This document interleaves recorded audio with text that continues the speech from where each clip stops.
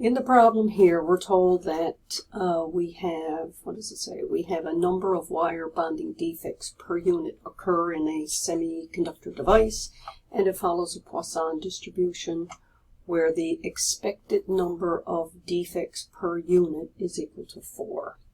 And we want to find a probability that there's exactly 3 defects in, I guess, 3 defects in a randomly chosen unit.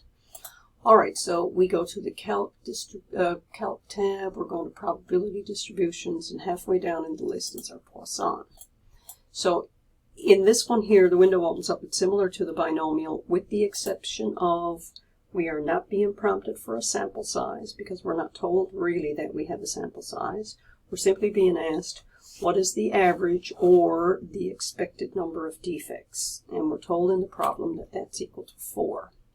Now the question is asking us for exactly 3 defects. And exactly 3 means we want the probability x is equal to 3. So we got to change the radio button. I'm going to input a constant. The constant is going to be x equals 3. I say OK. And here it is, the probability that I will get 3 defects, knowing that the average is 4 defects, is 0.195.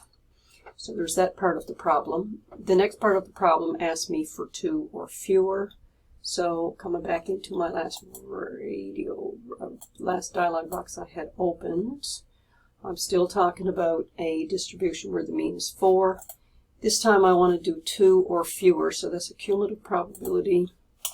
And I'll change the number 3 to a 2. So here I get my cumulative distribution function and a probability that I will have 2 or less, knowing that the average is 4. That probability is 0.328. And in the last part of the problem, we want to know what's the probability that there's 4 or greater. So x is greater than or equal to 4.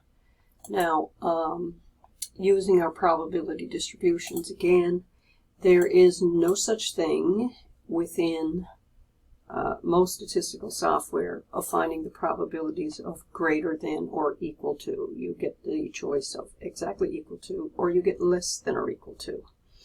So if I want to go greater than 4, that includes the numbers 5, 6, 7, 8, 9, 10, up to whatever, because I have no idea what my sample size is. But the numbers I don't want the probability on will be 4 or less. So if I change my input constant down here to a 4, say OK, then right here I get the probability that x is less than or equal to 4. That value, or that probability, is 0.2 or 0.628. And I would then take this number and I would subtract it from 1. And what I would have left then would be the probability of greater than 4. In this problem, we are being asked to find probabilities of so many defects, knowing that in this case the number of wire bond defects per unit occur according to a Poisson distribution. So we have to use the Poisson in order to find the probabilities. So under your Calc tab, we're going to use probability distribution, and in the list I choose the Poisson, and this is about halfway down in your list. Now this window opens up and I'm being prompted for the mean. So this is a bit different than in the binomial where I'm specifically being asked for sample size and event probability. Here I just need to know what is the expected or the average number of defects, and in the problem we're being told that's equal to 4. Now in part A of the problem, we're being asked to find the probability that x is exactly equal to 3. So equal to means you got to change your radio button up here to probability.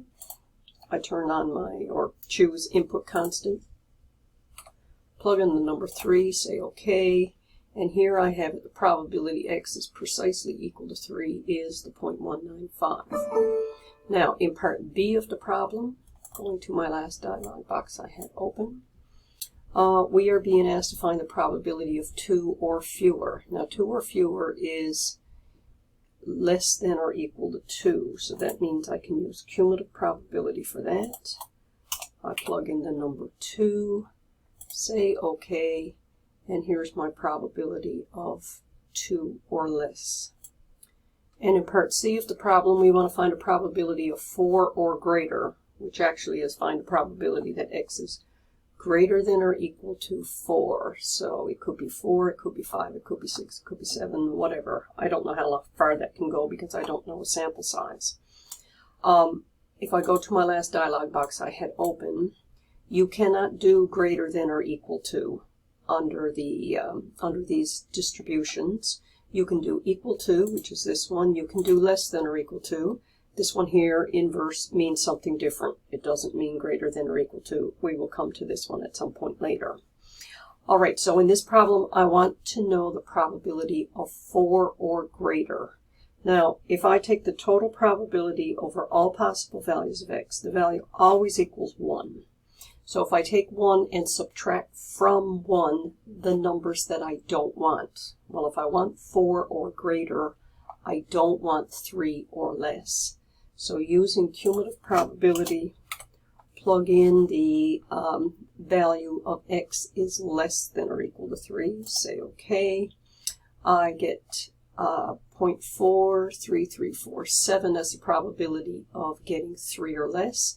And then you take that 0.433, you would subtract that from the number 1, and as your notes show you, you will get an answer of 0.56653.